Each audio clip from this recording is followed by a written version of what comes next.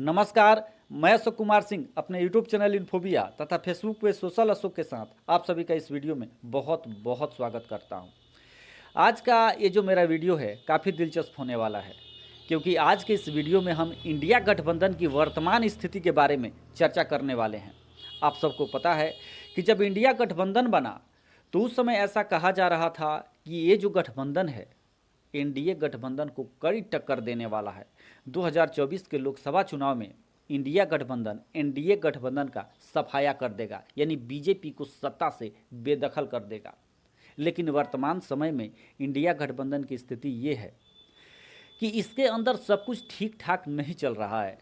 India गठबंधन के जो नेता हैं वे एक एक करके कांग्रेस के प्रति नाराज़गी जाहिर कर रहे हैं। आपको पता है कि इंडिया गठबंधन की जो सबसे बड़ी पार्टी है वह कांग्रेस पार्टी है, और इसी पार्टी के खिलाफ अब जो क्षेत्रीय दलों के नेता हैं वे बगावत पर उतर आए हैं। सबसे पहले मैं आपको ये बता दूं कि उत्तर प्रदेश की सबसे जो बड़ी पार्टी है क्षेत्रीय दलों की, समाजवादी पार्टी, उसके नेता अखिलेश यादव ने इंडिया गठबंधन से नाराज़गी जताई है। मध्य प्रदेश विधानसभा चुनाव में अखिलेश यादव ने कई सीटों पर अपने उम्मीदवार खड़े कर दिए हैं, लेकिन इंडिया गठबंधन में ऐसा माना जा रहा था कि एक सीट पर एक ही व्यक्ति चुनाव लड़ेगा, यानी इंडिया गठबंधन का कोई एक नेता ही चुनाव लड़ेगा। लेकिन मध्य प्रदेश के चुनाव में ऐसा देखने को मिल रहा है कि इंडिया गठबंधन के कई राजनीतिक दल, जेडीयू की बात करें, आम आदमी पार्टी की बात करें, समाजवादी पार्टी की बात करें, इन पार्टियों ने अपने अपने उम्मीदवार खड़े कर दिए हैं। तो निश्चित रूप से इंडिया गठबंधन की जो मुश्किलें हैं दिन प्रतिदिन बढ़ती जा रही हैं। अखिलेश यादव के बाद अब बिहार के मुख्यमंत्री नीतीश कुमार ने भी इंडिया गठबंधन पर सवाल खड़े किए हैं, खासकर कांग्रेस को लेकर। कांग्रेस की भूमिका जिस तरीके से इंडिया गठबंधन में है, उस भूमिका पर नीतीश कुमार ने सवाल खड़े किए हैं। नीतीश कुमार का कहना है कि कांग्रेस 5 राज्यों के विधानसभा चुनाव में उलझ गई है। कांग्रेस की दिलचस्पी ज़्यादातर विधानसभा चुनावों में देखने को मिल रही है, इसलिए इंडिया गठबंधन में आजकल कोई काम नहीं हो रहा। इंडिया गठबंधन के बारे में कांग्रेस पार्टी सोच नहीं रही है।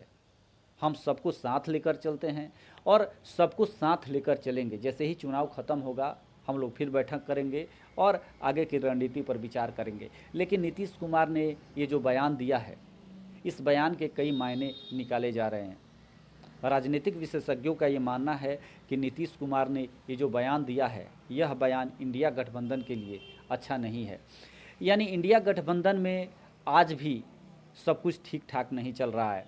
अगर ऐसे ही चलता रहा तो फिर 2024 के लोकसभा चुनाव के पहले ही इंडिया गठबंधन बिखर जाएगा, क्योंकि नीतीश कुमार और अखिलेश यादव दोनों इस गठबंधन के बड़े नेता हैं। अगर नीतीश कुमार की बात करें तो नीतीश कुमार इंडिया गठबंधन को बनाने की सबसे पहले कवायद शुरू कर दिए थे। नीतीश कुमार लगभग देश के सभी राज्यों के सभी क्षेत्रीय दलों के नेताओं के पास गए, बीजेपी के विपक्षी जितने भी नेता हैं सबके पास गए और उन्होंने सबको एकजुट करने का प्रयास किया। बिहार की राजधानी पटना में सबसे पहले नीतीश कुमार ने विपक्षी नेताओं की बैठक बुलाई और यहीं से इंडिया गठबंधन की शुरुआत हुई। तो निश्चित रूप से नीतीश कुमार ने कहीं ना कहीं इंडिया गठबंधन को बनाने के लिए काफ़ी मेहनत की है, लेकिन जब इंडिया गठबंधन बना तो उसके बाद एक तरीके से कांग्रेस ने इस गठबंधन पर अपना एक दबाव बनाना शुरू कर दिया। नीतीश कुमार के साथ साथ कई क्षेत्रीय दलों के नेताओं को यह उम्मीद थी कि इंडिया गठबंधन में नीतीश कुमार को कोई बड़ी भूमिका दी जाएगी, लेकिन नीतीश कुमार के लिए कोई भूमिका नहीं दी गई।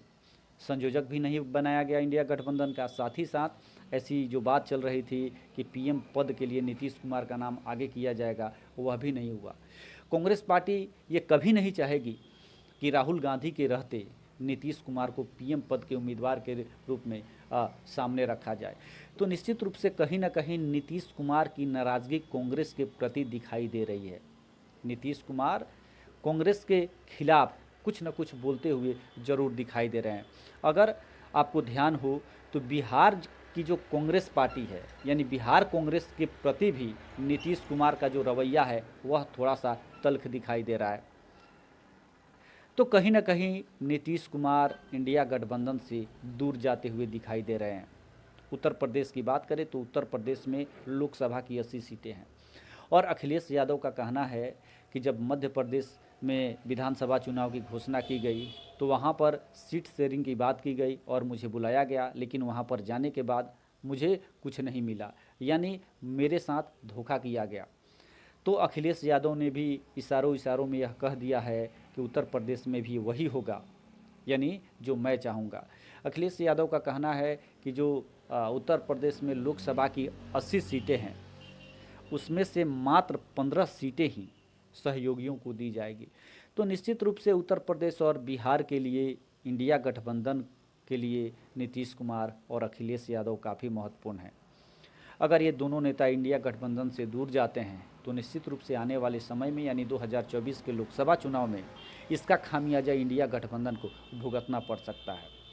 मैं आपको बता दूं कि जिस तरीके से मीडिया के हवाले से खबरें आ रही हैं उसके अनुसार 2024 के लोकसभा चुनाव में बीजेपी को टक्कर देना इंडिया गठबंधन के लिए आसान नहीं होगा। मोदी का डंका अभी भी देश में बज रहा है। वैसी परिस्थिति में अगर इंडिया गठबंधन के अंदर अगर नाराज़गी दिखती है, इंडिया गठबंधन के नेता कांग्रेस से नाराज़ दिखते हैं, तो फिर यह इंडिया गठबंधन के लिए शुभ संकेत नहीं है। तो आने वाले समय में क्या कुछ होता है, किस तरीके से इंडिया गठबंधन अपनी रणनीति बनाती है, अपने नाराज़ नेताओं को मनाती है, ये तो आने वाला समय ही बताएगा। फिलहाल मैं अशोक कुमार सिंह अपने यूट्यूब चैनल इन्फोबिया के साथ आप सभी से विदा लेता हूँ। धन्यवाद।